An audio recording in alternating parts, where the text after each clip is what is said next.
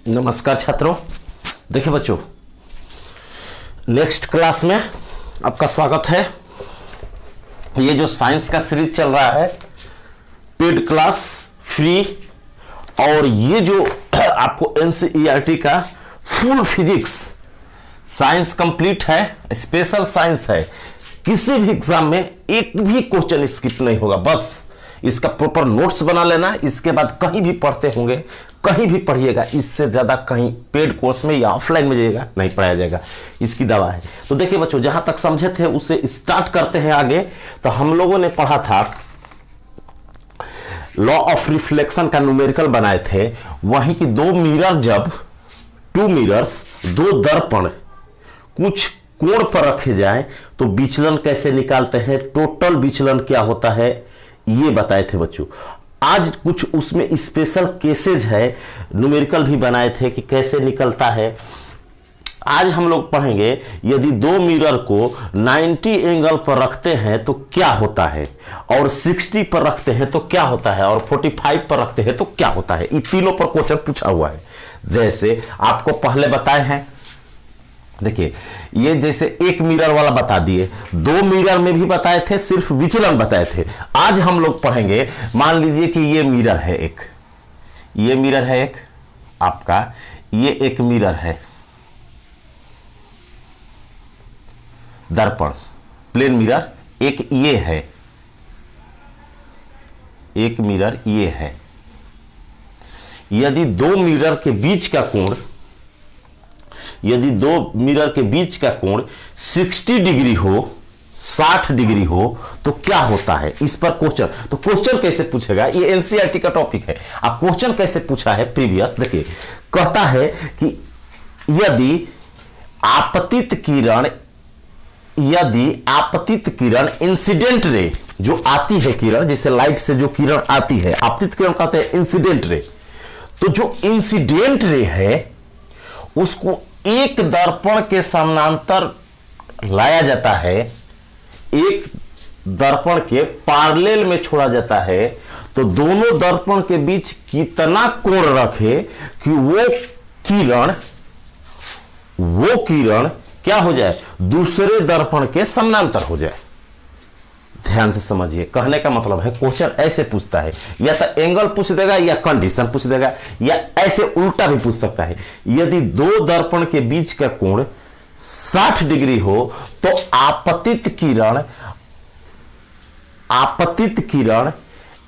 एक दर्पण के समानांतर हो तो निर्गत किरण, अब देखिए निर्गत किरण क्या होता है, अपरावर्तित किरण, इमर्जेंट रे और रिफ्लेक्टेड रे, सब समझा है पीछे। यदि आपने यहां से स्टार्ट कीजिएगा तो पार्ट 1 2 देखिए, स्टार्ट से जहां से लाइट स्टार्ट किए हैं, एक भी चीज ऐसा नहीं होगा कि नहीं समझ में आएगा।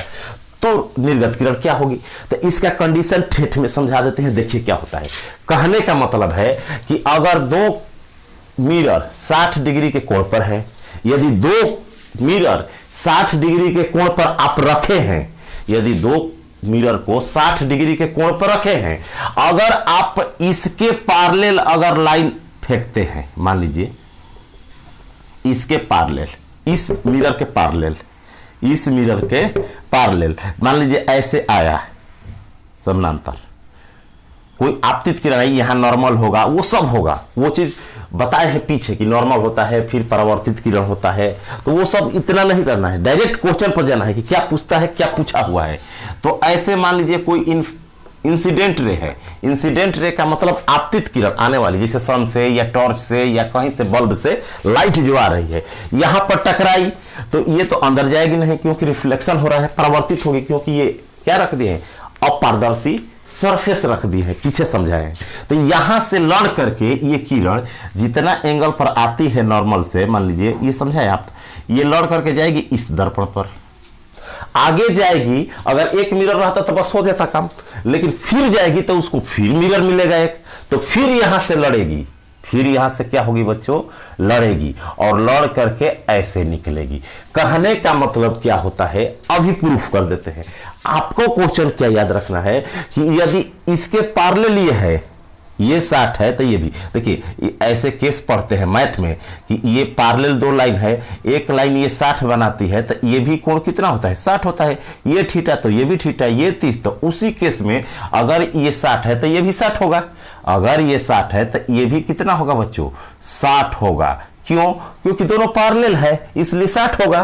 तो 60 पर आ रही है और दर्पण का भी कोण कितना है 60 पर होगा। तो क्या होता है कि ये जो इंसिडेंट रे है, आपतित किरण है, जो आने वाली किरण है, इस मिरर के, मान लीजिए ये मिरर M1 है, ये M2 है, दो मिरर है, इसके समानांतर है। तो जो निर्गत किरण होगी इमर्जेंट रे, इसको इमर्जेंट रे बोलते हैं, निर्गत किरण बताए हैं, इसको इंसिडेंट रे बोलते हैं, सबको समझा देते हैं। तो जो निकलेगी, फाइनली जो किरण निकलेगी अंत में दोनों दर्पण से टकरा करके जो निकलेगी वो क्या होगी कि दूसरे के समानांतर हो जाएगी। कहने का मतलब है कि अगर एगो के समानांतर किरण डाल जाए, एगो के समानांतर, तो दूसरा जो इमर्जेंट रे होगी, जो निर्गत किरण निकलेगी दूसरे दर्पण के समानांतर रह जाएगी।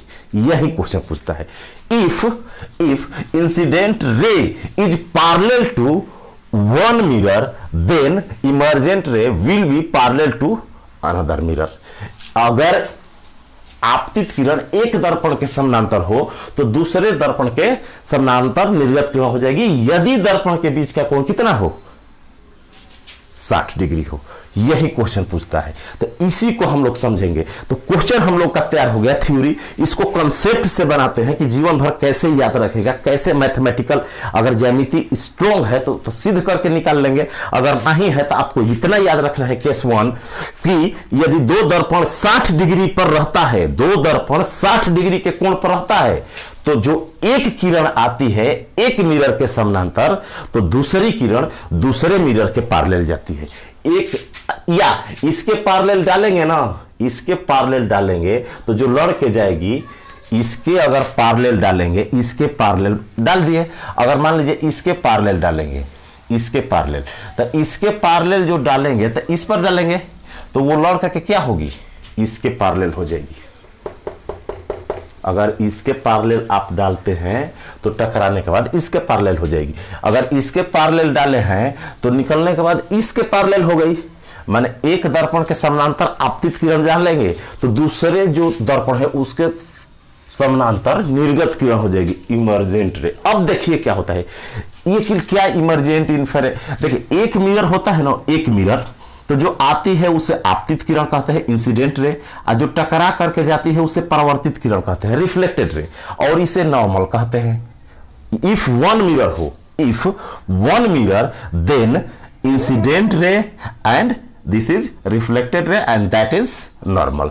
लेकिन यदि दो दर्पण हो, यदि दो दर्पण हो, ऐसे दो दर्पण हो, मान लीजिए दो दर्पण है, तो एक से तो आई, एक से तो आपतित किरण आई, एक से आकर के टकराई तो आपतित किरण हो गई, दैट इज नॉर्मल, ये नॉर्मल है। यहां से गई तो इसके लिए ना, एक मिरर के लिए ये आपतित किरण है, इंसिडेंट रे है, ये क्या है, रिफ्लेक्टेड रे, परावर्तित किरण है। फिर अगर सिर्फ इसके लिए सोचे, सिर्फ इसके लिए सोचे तो यहां फिर एक नॉर्मल होगा, और फिर ये ऐसे जाएगी तो इसके लिए ये क्या हो गई, आपतित किरण हो गई। इसके लिए तो परावर्तित हुई, इसके लिए अभी आ रही है मिरर पता, आपतित हो गई, इंसिडेंट हो गई, ये रिफ्लेक्टेड हो गई इसके लिए। लेकिन पूरा कंबाइंड बात करेंगे ना, कंबाइंड बात करेंगे तो इसको इंसिडेंट कहेंगे, आपतित, इसमें कंबाइंड चल रहा है। और जो यहां गई रिफ्लेक्टेड, और जो फाइनल निकली उसे ही इमर्जेंट रे कहते हैं, निर्गत किरण। इसका मतलब ये समझ में आया कि एक मिरर से, अगर एक मिरर से ऐसे टकरा करके वापस गई तो वो तो परावर्तित किरण, आपतित किरण। लेकिन दो मिरर से अगर टकरा करके फाइनल निकली, दूसरी बार टकरा के निकली, उसी को कहते हैं इमर्जेंट रे। तो इमर्जेंट रे क्या हो जाती है, इंसिडेंट रे एक मिरर के पैरेलल हो, तो इमर्जेंट रे जो निर्गत किरण होती है वो दूसरे के पैरेलल होती है। अब ये सब समझाए हैं, तो इस कंडीशन को हम लोग ये समझेंगे अगला कंसेप्ट कि यदि दो, ये एक क्लू है, क्लू का मतलब कि जैसे केसेज क्या बन रहा है, दो दर्पण के बीच के कोण पर तो हम लोग विचलन निकाल लिए, दो दर्पण के बीच के 3 केस बनता है, 3 गो पर पेपर में पूछा हुआ है न्यूमेरिकल। एक 60 पर स्पेशल केस बनता है, एक 90 पर स्पेशल केस बनता है, एक 45 पर स्पेशल केस बनता है। ये तीनों केस सीख लेंगे तो इससे क्वेश्चन आएगा तो छूटेगा नहीं। अब घुमा करके क्या पूछेगा, कहेगा कि दो दर्पण के बीच का कोण 60 डिग्री है, आपतित किरण एक मिरर के समानांतर है, तो परावर्तित किरण या ये इमर्जेंट रे क्या होगी, तो दूसरे दर्पण के समानांतर होगी। या उल्टा कहेगा कि एक दर्पण के समानांतर किरण आ रही है, तो निर्गत किरण दूसरे दर्पण के समानांतर होने के लिए दर्पण के बीच का कोण कितना होना चाहिए, तो 60 डिग्री आंसर लगाएंगे। ऐसे क्वेश्चन पूछेगा। अब कोई इसको समझाते हैं कि ये कैसे कहे कि ये आ रही है और ये मान लीजिए कि हम माने हैं कि ये आ रही है, कैसे पता चला कि ये इसके समानांतर है। अगर इसको प्रूफ से सीखना चाहें, जो तेज लड़के हैं, मान लीजिए मैथमेटिकल हैं, जो मैथ जानते हैं, ज्यामिति को जानते हैं, और जो साइंस बैकग्राउंड से नहीं है, जो साइंस नहीं जानते हैं, मैथ नहीं जानते, उसको याद कर लेना है बस एक लाइन कि समानांतर एक क्या आती है, तो 60 पर दूसरे के समानांतर हो जाती है। अगर समझते हैं तो ऐसे समझेंगे। देखिए मान लीजिए एक ये मिरर हो गया, अगर कुछ ज्यामिति जानते हैं, मान लीजिए दूसरा मिरर ये हो गया, मान लीजिए इसको प्रूफ कर देते हैं, तब लिखवा देते हैं। इसको आया हुआ क्वेश्चन है, इसको लिख लेंगे हम लोग नोट करके, और कॉपी कलम लेकर के एक एक चीज लिखना। यदि आपको सक्सेस होना है, चाहते हैं कि साइंस का एक भी क्वेश्चन न छूटे किसी भी एग्जाम में जहां फिजिक्स पूछता है, तो इस सब का नोट्स बना लो एक बार, और इसके बाद कहीं भी इससे ज्यादा कुछ नहीं पढ़ने को मिलेगा। जितना टॉपिक दिया है 6 to 12 बुक के फिजिक्स में, वो सभी चीज जो चैप्टर चालू करते हैं उसका एक एक चीज निकाल करके ला करके न्यूमेरिकल प्लस प्रीवियस क्वेश्चन क्या पूछा हुआ है उस पर यहीं पर डिस्कस करा देते हैं। तो देखिए अगर मान लीजिए ये 60 है, ये 60 है बच्चों, तो हाँ ये तो आई, अब पीछे का नियम सब लगेगा इसमें, तब प्रूफ सीख पाइएगा। जिसको ज्यामिति नहीं आता है वो सिद्ध के चक्कर में नहीं पड़ेगा, बस याद करेगा। मान लीजिए ये इंसिडेंट रे है, आपतित किरण, शॉर्टकट में लिख रहे हैं इंसिडेंट रे, आपतित किरण, आने वाली किरण। अब नॉर्मल यहां होता है, छोड़ दीजिए, अभी बताए हैं पीछे आपको। अब मान लीजिए यहां से ये जाएगी इस पर ऐसे, तो इसके लिए परावर्तित किरण हो गई। अब एक हम लोग पढ़े हैं कि जैसे ये एक लाइन है, ये दो पैरेलल लाइन है, तो ये तो इसके पैरेलल है, कंडीशन दिया है, सिद्ध करना चाहते हैं कि क्यों माने इसके पैरेलल निकलती है जो हो जाती है, कैसे, तो ये जो कोण होता है ये कोण इक्वल होता है, इक्वल होता है। तो ये 60 है तो इसको भी कितना होना चाहिए, 60। इसका मतलब कि ये अगर 60 है तो ये भी 60 होगा, क्योंकि दर्पण के बीच का ये कोण है, और जो किरण आ रही है इसके समानांतर है, तो इस लाइन पर ये एंगल जो दोनों होगा, मैथ के ज्यामिति के नियम से, वो आपको नहीं समझना है कि संगत कोण होता है कि क्या होता है, बस समझिए कि इक्वल होता है। ऐसे उतना समझाएंगे तो मैथ हो जाएगा। यहां से ये वाला एंगल इसके लाइन के इधर और लाइन के इधर दोनों इक्वल होता है अगर समानांतर हो, तो वही 60 लिख दिया। अब देखिए, अब यहां से फिर ये टकरा कर जाएगी, तो यहां से टकरा करके जाती है तो ये पैरेलल हो जाती है। इसी को सिद्ध करना है कि कैसे जानेंगे कि पैरेलल हो गई, तो पैरेलल होने के लिए क्या होना चाहिए। अब देखिए अगर ये चीज पैरेलल है, अगर एक लाइन ऐसे है और दो पैरेलल लाइन है, तो इसके ऊपर वाला कोण ये और ये कोण इक्वल होना चाहिए। तो यहां 60 है तो यहां भी अगर 60 आ जाए ना, अगर 60 सिद्ध कर देते हैं कि इसका मान 60 है, तो कहेंगे कि ये क्या है, पैरेलल है, सिद्ध हो जाएगा। तो इसको मान लेते हैं अल्फा, इसको क्या मान लेते हैं, अल्फा। आपको सिद्ध करना नहीं, आपको तो याद करना है कि एक के समानांतर आ रही है तो लड़ के जाएगी तो दूसरे के समानांतर जाएगी, बस दोनों के बीच का कोण कितना होना चाहिए, 60 डिग्री। एक टॉपिक को कितना टाइम देकर के समझाते हैं ताकि छूटे ना। यहां 60 हो गया, अल्फा हो गया।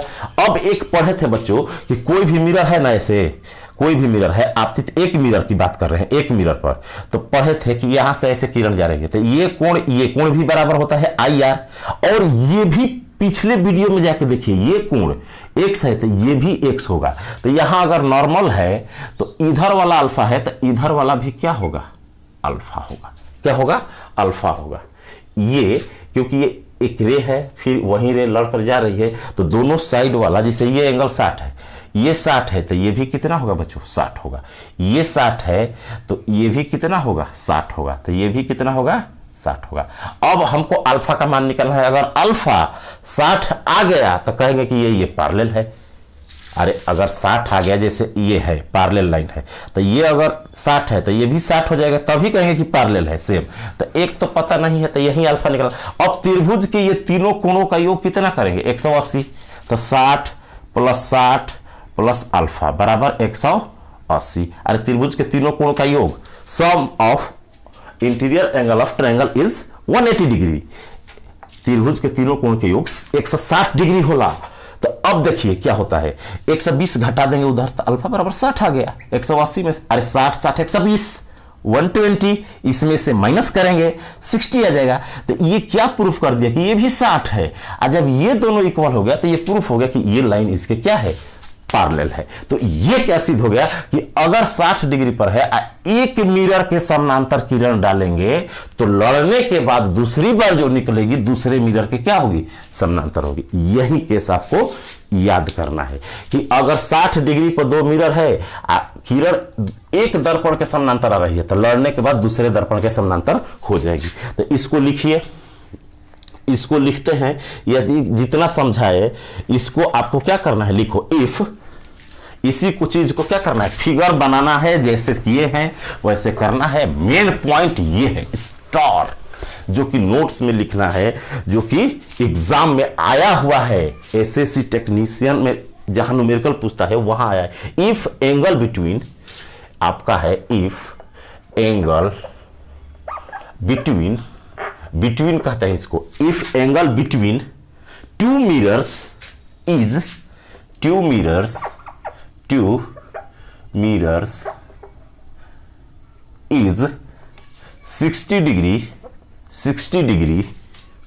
if angle between two mirrors is 60 degree and incident ray, इसको लिखिएगा incident ray is parallel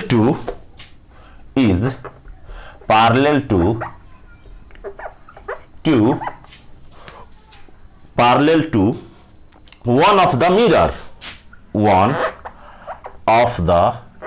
mirror, जो समझाया है उसी को लिखवा रहा है बच्चों। वन ऑफ द मिरर, एक के समानांतर है इंसिडेंट रे, एक मिरर के, कोई भी एक mirror, one of the mirror. Then emergent ray, emergent माने जो लास्ट में टकरा करके निकलते हैं, emergent ray parallel to another mirror, parallel to another mirror. ये रहा आपका क्वेश्चन, थ्योरेटिकल या इसको न्यूमेरिकल कहिए।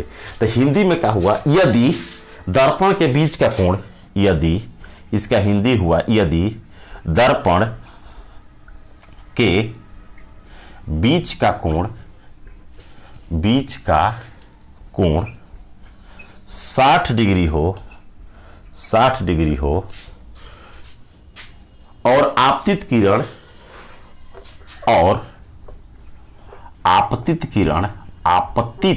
इंसिडेंट रे, आपतित किरण एक दर्पण के समानांतर हो, किसी भी एक दर्पण के समांतर हो, पैरेलल हो, समांतर हो तो निर्गत किरण दूसरे दर्पण के समानांतर हो जाती है। तो निर्गत किरण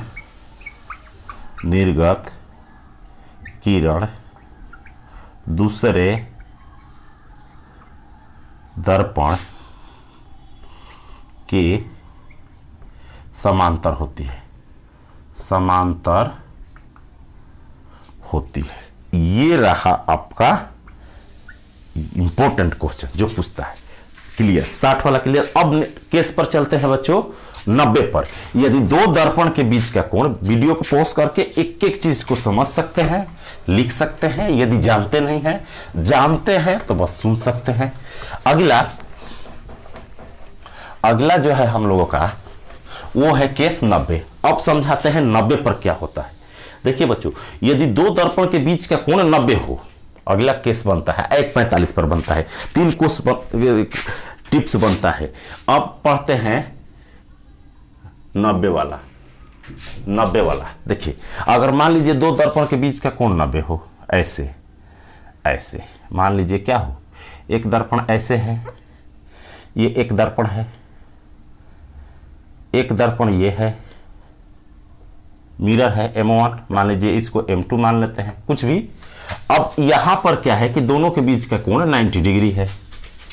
अब क्वेश्चन पूछता है इस केस में क्या होता है कि जब 90 डिग्री हो, जब एक किरण, तो आपतित किरण जो होती है ना, जो आपतित किरण आती है और जो परावर्तित किरण होती है, दोनों पैरेलल हो जाती है। क्या हो जाती है, किस एंगल पर, यही क्वेश्चन पूछता है कि अपने आप के क्या हो जाए, पैरेलल हो जाए। जैसे मान लीजिए जब 90 पर होता है, कोई इंसिडेंट रे आ रही है, ऐसे कोई रे आई, यहां आई, इसके पैरेलल ये नहीं आई, वो 60 के केस में बनता है। यहां पर किसी भी एंगल पर आई, उससे मतलब नहीं है, किसी भी एंगल पर आई, ये आई यहां, ये इंसिडेंट रे है। क्या है बच्चों, इंसिडेंट रे है। अब ये लड़ने के बाद कहां जाएगी, इस मिरर पर जाएगी, ऐसे। यहां से जब निकलती है, यहां से जब निकलती है बच्चों ये, तो ये कुछ ऐसे निकलती है, ऐसे इमरजेंट रे, इमरजेंट रे। तो जो ये रे होती है ना, पैरेलल हो जाती है। क्या हो जाती है बच्चों, पैरेलल हो जाती है, पैरेलल होती है। तो इसमें क्या याद करना है कि यदि दो दर्पण के बीच का कोण 90 डिग्री हो, यदि दो दर्पणों के बीच का कोण 90 डिग्री हो, तो आने वाली किरण दर्पण से टकराने के बाद अंत में अपने आप के समानांतर होकर जाती है। या कह सकते हैं कि यदि दो दर्पण के बीच का एंगल 90 डिग्री हो, तो इंसिडेंट रे, आपतित किरण, इमर्जेंट रे, निर्गत किरण के पैरेलल हो जाती है, या अपने आप पैरेलल हो जाती है, समानांतर हो जाती है। अपने आप क्या हो जाती है बच्चों, समानांतर हो जाती है। कहने का मतलब if angle between two mirrors, if angle between two mirrors is 90 degree, then incident ray will be parallel to emergent ray। यदि जैसे जो किरण आ रही है, अगर 90 के केस में क्या होगा कि पहली दूसरी बार जब टकरा के निकलेगी जो निर्गत किरण, और जो आ रही है, दोनों पैरेलल होती है, यही पूछता है। तो क्वेश्चन कैसे बनाया था, पूछा था कि यदि आपतित किरण दो दर्पण के बीच का कोण कितना होना चाहिए कि आपतित किरण परावर्तन के बाद दो दर्पण के बीच का कोण, जब दो दर्पण कह दिए तो दो बार टकराव करेगा, दो दर्पण के बीच का कोण कितना होना चाहिए कि आपतित किरण इंसिडेंट रे, इमर्जेंट रे के पैरेलल हो जाए। तो 90 डिग्री आंसर लगाना था। यही क्वेश्चन आया था कि 90 डिग्री क्वेश्चन में क्या करना था, आंसर लगाना था। तो यदि आपतित किरण और निर्गत किरण दो बार जो टकराने के बाद, ये तो एक बार टकरा के गई है एक मिरर से, फिर दूसरी फाइनली जो निकलती है इमर्जेंट रे, वो क्या होती है कि इंसिडेंट रे के क्या होती है बच्चों, पैरेलल हो जाती है। तो पैरेलल कब होती है, पैरेलल कब होती है, हम कब याद करेंगे, इसको इंसिडेंट रे कहते हैं, ये M2 है, इसको इमर्जेंट रे कहते हैं। तो पैरेलल कब होती है, 90 पर। अब इसको कैसे समझेंगे, कैसे समझेंगे कि ये पैरेलल है, कैसे समझेंगे कि ये पैरेलल है, कैसे समझेंगे, अगर इसको कोई कहे कि प्रूफ करे, तो कैसे समझेंगे कि ये क्या है, पैरेलल है। तो इसको समझने के लिए क्या करेंगे कि ये तो 90 डिग्री पर मिरर है, ये क्या है बच्चों, 90 डिग्री पर मिरर है। और बताए हैं कि ये पैरेलल के लिए क्या कंडीशन होना चाहिए, ये एंगल और ये एंगल, या जो एंगल है ये दोनों का अगर पैरेलल लाइन है दोनों के, तो दोनों के बीच का एंगल कितना होना चाहिए, दोनों के बीच का एंगल 0 होना चाहिए। देखिए पैरेलल लाइन किसे कहते हैं, एक ऐसे लाइन आई, एक लाइन ऐसे गई, तो ये भी पैरेलल है, लेकिन इसके बीच का कोण कितना है बच्चों, 0 डिग्री। बताया है, मैथ वाला सब कंसेप्ट है। यदि एक किरण ऐसे जा रही है, एक ऐसे आ रही है, तो ये भी पैरेलल है, कोण कितना है, 180 डिग्री।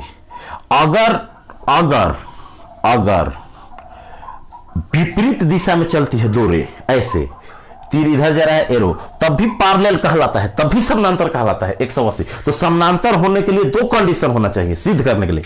यदि आप 0, दोनों के बीच का कोण 0 निकाल देते हैं, दोनों के बीच का कोण 0 निकाल देते हैं, तो वो क्या होता है, पैरेलल होता है, या 180 निकाल देते हैं तभी भी पैरेलल होता है, बस डायरेक्शन का अंतर होता है कि ये दोनों एक दिशा में जा रही थी, ये पैरेलल थी लेकिन विपरीत जा रही थी। तो यही चीज सिद्ध कर देंगे। कैसे सिद्ध कर सकते हैं? तो हम लोग विचलन निकालेंगे। इसका विचलन बताए हैं, इसका बच्चों विचलन बताए हैं, इसका विचलन निकाल सकते हैं। ऐसे किरण जा रही है, ऐसे किरण जा रही है, तो जितना कोण पर आ रही थी इसका विचलन निकाल लेंगे। दोनों का क्या करेंगे? विचलन निकाल सकते हैं, दोनों का विचलन निकाल लेंगे। तो विचलन कैसे बताए थे? आपको विचलन बताए थे कि जो विचलन, जो टोटल विचलन निकाल लेंगे, क्या बचाएंगे? निकाल लेंगे दोनों का विचलन। तो ऐसे जा रही थी तो टोटल विचलन बताए हैं, जाकर के पिछला लेक्चर देखिए कि 2 मिरर से जब जाती है तो टोटल विचलन का सूत्र होता है बच्चों 360 माइनस 2 थीटा। पीछे पढ़ाए हैं, इसी से प्रूफ हो जाएगा कि ये पैरेलल है कि नहीं। कहे क्यों पैरेलल सर बता दिए, क्यों रटवा रहे हैं थ्योरी? ऐसा नहीं, सीध कर करके बताया जाएगा एक एक चीज की क्यों होता है। और जो बैकग्राउंड साइंस से नहीं उससे तो याद करना पड़ेगा। ये मैथ नहीं जानता है तो उसको समझ सकता है। ये सूत्र होता है कब? टोटल विचलन का। टोटल का मतलब ये किरण आई, फिर टकरा के, फिर टोटल दोनों विचलन मिला के Δ1 प्लस Δ2 जोड़ करके ये सिद्ध के। ये जो थीटा होता है ना, वहां बताए हैं पीछे कि ये दर्पण के बीच का कोण है। तो यहां रखेंगे तो हमारा कितना आ जाएगा? 360 माइनस 2 गुणे 90 रखेंगे। अरे ये 90 है तो 90 तो 180 घटेगा, तो डेल्टा कितना हो गया? 180। 180 विचलन हो गया, 180 विचलन हो गया। विचलन का मतलब क्या होता है कि जो किरण आई या जो दर्पण से टकरा के ये गई, दोनों के बीच का कोण कितना हो गया? 180। जब 180 हो गया तो कुछ ऐसे हो गया, इसका मतलब पैरेलल हो गया। तो ये चीज होता है कि तो आपको कंडीशन क्या याद रखना है? ये सिद्ध हो गया कि विचलन जब 180 आ जाए या 0 आ जाए तो दो किरण समानांतर होती है, दो किरण रे क्या होती है? पैरेलल होती है। इफ एंगल ऑफ डिविएशन, ये जो विचलन कोण है, angle of deviation is 180 degree और 0 degree, then we can say that the ray incident ray and emergent ray will be parallel. तो ये दोनों क्या होती है? समानांतर हो जाती है। 180 पर ये 0, तो 180 आ गया, समानांतर हो गई। तो इसको भी पेपर में कई बार पूछा हुआ है कि 90 पर रहता है तो क्या होता है। तो इसको लिखते हैं, लिखो व्हेन, क्वेश्चन कैसे पूछा था? क्वेश्चन इसको, इसका क्वेश्चन लिखवा देते हैं जो पूछा हुआ था। यही नियम लिखो या क्वेश्चन लिखो, बात सेम है। क्वेश्चन पूछेगा कि क्वेश्चन था इस पर 90 वाला जो समझाए, सब चीज लिख करके note. What should be the angle between, question था what should be the angle between, what should be the angle between the two mirrors,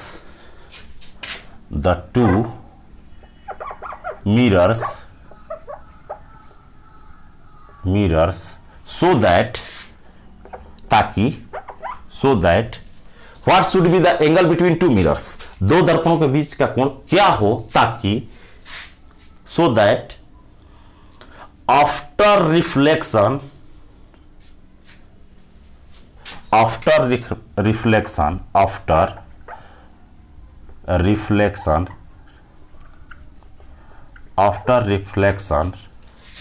incident ray becomes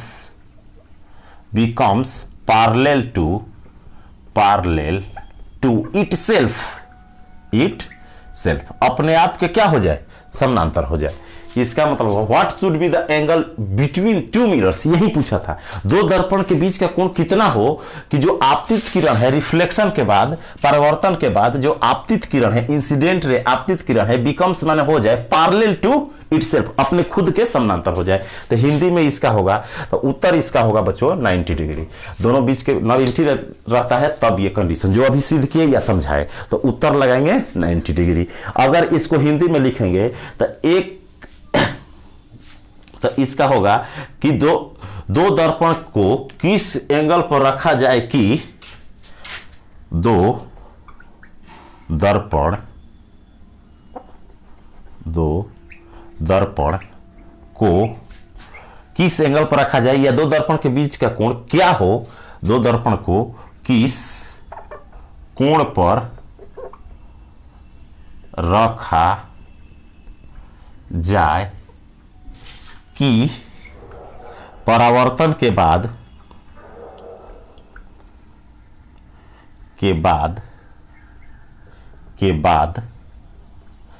आपतित किरण